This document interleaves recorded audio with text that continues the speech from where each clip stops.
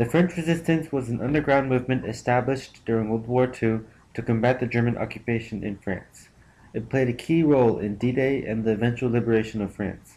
Without the French resistance, an Allied victory in Europe without further bloodshed and loss of life would have been more difficult. The battle for France ended within nearly a month because the French were unable to resist German blitzkrieg. The air supremacy of the Germans was too much for the French, and Paris was declared an open city on June 10th, and it finally fell 4 days later on the 14th. The Prime Minister resigned and was succeeded by Marshal Philippe Pétain, who negotiated the armistice which divided France. France was divided into a German occupation zone in the north and west, while the Vichy regime was established in the south under the command of Marshal Pétain. This new Vichy state began to establish pro-Nazi policies and also actively opposed Allied forces. Due to French patriotism and oppressive German policies, resistance to the occupation grew. The Germans attempted to intimidate the French, but only ended up provoking them. One of the harsh conditions of the surrender was the responsibility of the French to fund the German occupation. This meant that the French were required to cover the expenses of the German army, causing French hatred of the occupying forces. Economic problems soon followed, with 1 Reichsmark equaling 20 francs, resulting in extreme inflation and contributing to food shortages. In addition, hundreds and thousands of French workers were relocated to Germany for forced labor. Severe policies and cruel actions continued to spark distressed minorities to form insurgent groups with the purpose of both violent and nonviolent resistance. In response to the fall of France, there were a couple prominent individuals who stepped up to provide leadership. Charles de Gaulle was a vital figure in developing and leading the French resistance. De Gaulle escaped France to avoid the Nazi occupation and fled to Britain, where he delivered his famous radio address to France via the BBC radio service. In one of the most important speeches in French history, de Gaulle urged the French population not to be demoralized and to continue to resist the Germans as well as the collaborationist Vichy regime. This inspiring speech not only helped rally the French resistance movements, but also gave the French population hope and courage to fight the occupation. Meanwhile, in Vichy France, the chief of state, Marshal Pétain, quickly turned his regime into an authoritarian government similar to that of the Germans.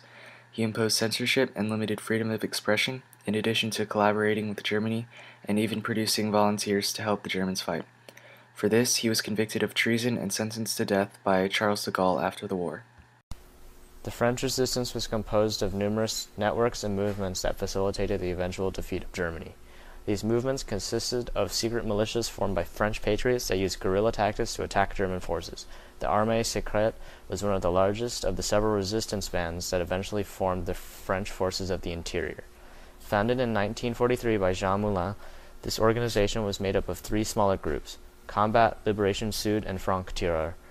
Based in the south of France, these guerrilla fighters eventually united with the Organisation de Résistance de l'Armée and Franc Tireur, a partisan français, both of which engaged in sabotaging German supply lines, destroying factories, and punishing those who collaborated with the Germans. The Organisation de Résistance de l'Armée, or ORA, was founded on the 31st of January in 1943 by General Albert Frere in response to the invasion of the Southern Free Zone. By utilizing weapons obtained from the Vichy regime, the ORA quickly grew as former French officers began to join. Following in the footsteps of his predecessors, General Rivers took over in 1944 and facilitated the consolidation of the ORA, SA, and the FDP into the French Forces of the Interior, which was finally absorbed into the official French regular forces. To organize the resistance, a pyramid structure was used so that no member ever interacted with more than 2 other people. In addition, with the exception of coded newspapers, no written records were kept because instructions were all given by word of mouth. All of this ensured that in the event of an infiltrator, no more than 3 members could be identified, leaving the rest of the organization safe. Without this type of command structure, the resistance would have quickly collapsed and the Allied forces would not have received valuable help during the retaking of France. Since all-out war was impossible, the resistance resorted to guerrilla operations. In addition to sabotage, the resistance established an underground railroad, smuggling Allied soldiers and resistance members back to Allied territory. At first, they raided German camps and derailed German supply trains, but when German forces in Vichy France became more active in hunting down resistance members, they had to find less obtrusive methods. Sabotage became a key part of the resistance, leading resistance members called maquis, or partisans, to secretly raid the factories that manufactured supplies for the Germans. Later on, during the Allied invasion, they helped coordinate Allied and resistance movements, cut off German supply lines, and participated in street warfare as the Allies approached in the liberation of France. However, the French resistance movements did not go unchecked by the German occupation force, which reacted by implementing secret police forces to hunt down the Maquis. At first, the resistance was infiltrated easily by the German secret police. This led to the development of the pyramid structure and sophisticated code. These improvements effectively foiled secret police forces for a majority of the war, allowing them to wreak havoc on German industrial centers. Maquis that were caught were subject to interrogation and torture, but because of the pyramid structure, they could not turn in many resistance members. In order to intimidate the French resistance without the identities of specific members, the Germans turned to brutalizing French civilians.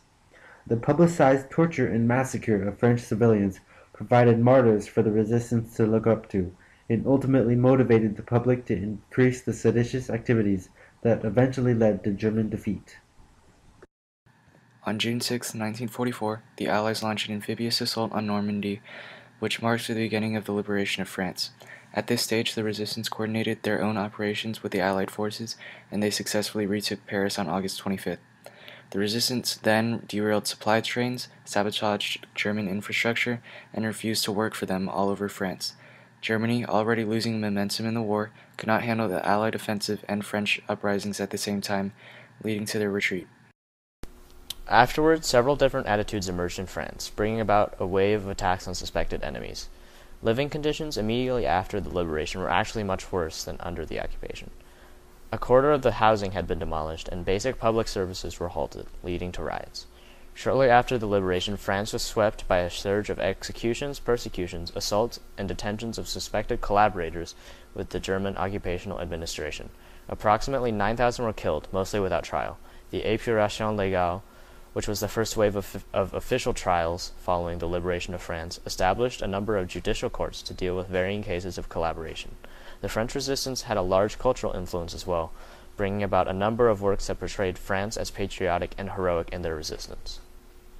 As the Germans were pushed back, Charles de Gaulle had made preparations to return to France from Great Britain. On his return, de Gaulle was welcomed throughout France for his leadership and patriotism during the war. Eventually, de Gaulle was able to form a temporary administration in France, in which he became prime minister. The beginning of the end for Germany started on D-Day, which was the result of French sabotage and Allied help. The liberation of France was quickly followed by the German retreat from Finland, and in Italy, Mussolini was captured and killed along with his staff on the 25th of April. 5 days later, Hitler committed suicide in his bunker during the Battle of Berlin. A week later, German forces in both Italy and Germany surrendered, and a few days after that, Denmark, the Netherlands, Bavaria, and the Channel Islands were surrendered. Finally, on May 7, 1945, after a 2-week string of defeats and surrenders, along with the deaths of the most prominent Axis leaders, General Alfred Jodl signed off on the unconditional surrender of all German forces, ending war in Europe.